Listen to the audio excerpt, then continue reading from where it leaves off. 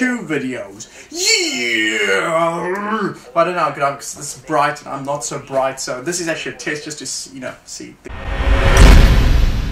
Now it's a lot brighter. Maybe this is better quality. I have no idea. I'm just testing the camera. First it was on automatic, now it's on manual. I've got it to a bright setting, probably not the brightest, but pretty high up there. Don't know if it's a good thing or a bad thing. But this is a test for the video, for the for the FDR-Ax1. So hopefully the quality is good because I paid a freaking lot of cash for this camera. I'm going to be comparing to my previous camera as well, which I need to set up, and then I'll be playing exactly the same footage basically and comparing them next to each other to see if there is a big difference or not. Hopefully there's a big difference because, you know. But what I did notice about this camera is it's not very good for close-up. I wouldn't recommend it for close-up. For wide views, for distant shots, pretty close-up is okay, but like right up in his face, not so good. I mean, I can put my glove here and it looks pretty good. It does look pretty good close-up. However, I don't know, it's just, also depends on the lighting, I suppose. This camera needs a lot of light, I think it really does. Right now it's night time, I'm just using the light from the TV and from the ceiling, but I suppose it's good enough now. I mean, there's a bright TV behind me which is producing lots of light for the camera. You're watching this right now on YouTube probably, so hopefully the quality is amazing. Okay, let's do a comparison. Alright. So right now I've got both cameras. Basically it's a little bit of a different angle, but it's almost the same angle. Got this camera which actually does look better. This one looks like it's over brightened. Like, I mean, this looks more realistic. Well, according to the screen I can see right now, it looks more like me. Where this one seems... Alright. So right now I've got both cameras. Basically it's a little bit of a different angle, but it's almost the same angle. Got this camera which actually does look better. This one looks like it's over brightened. Like, I mean, this looks more realistic. Well, according to the screen I can see right now, it looks more like me. Where this one seems like they've brightened it quite a bit. So I must admit, usually this camera, my Fdr-Td10, looks amazing because they brighten things up and it makes it look unrealistic. Often it makes things look better than what it really is. Whereas this camera seems to be showing you exactly what it looks like.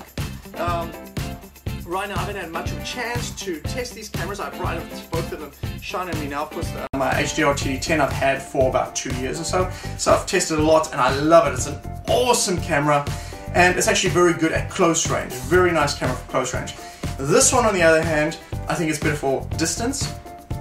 And you maybe have to record in 4K in order to get the proper quality. If you record in 1080p, you're probably not getting what you really want. In fact, if you're going to record in 1080p, maybe you might as well just go for the Fdr-Td10.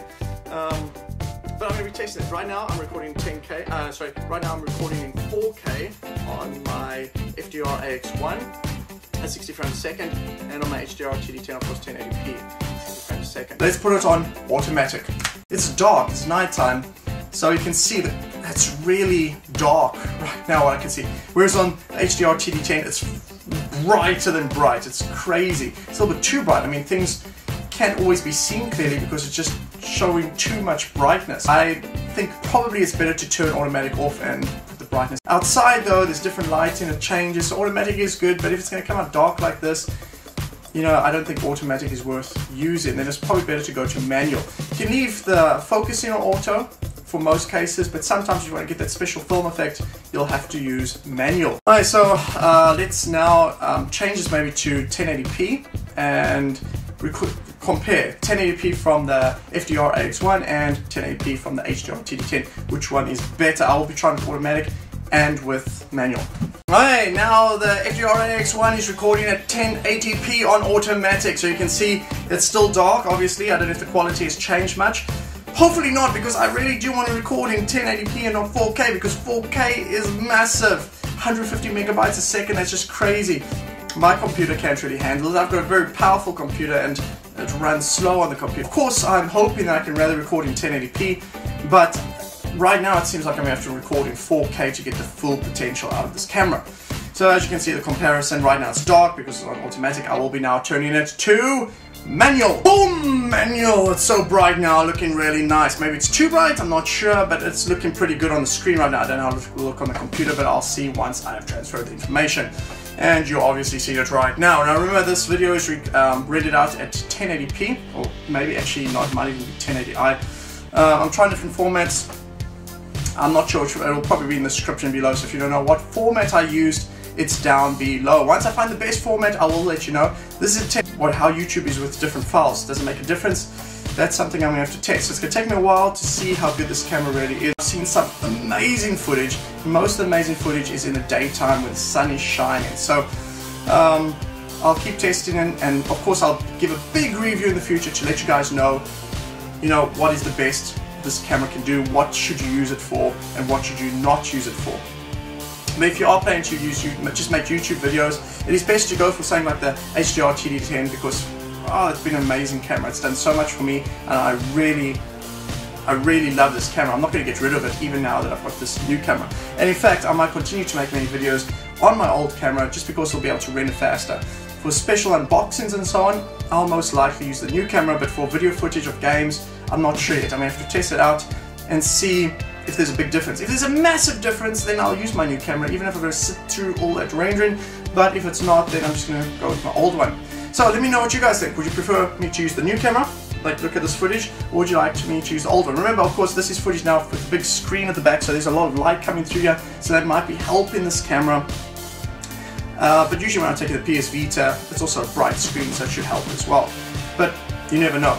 More test footage coming from these cameras. This is a comparison of my previous camera and my new camera, plus looking at the difference between using automatic and manual. So obviously it looks like manual is the better choice with the FDR-AX1. It looks like the automatic feature is not the best unless you're outside in the bright sun. But if you're going to be shooting indoors, manual seems to be the way to go. I don't know for certain. Anyway, hope you enjoyed this video.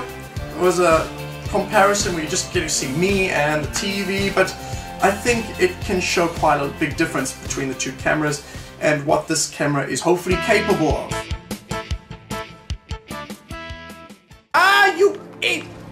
Open, close. Open, close. Did you see me brain? I'll come to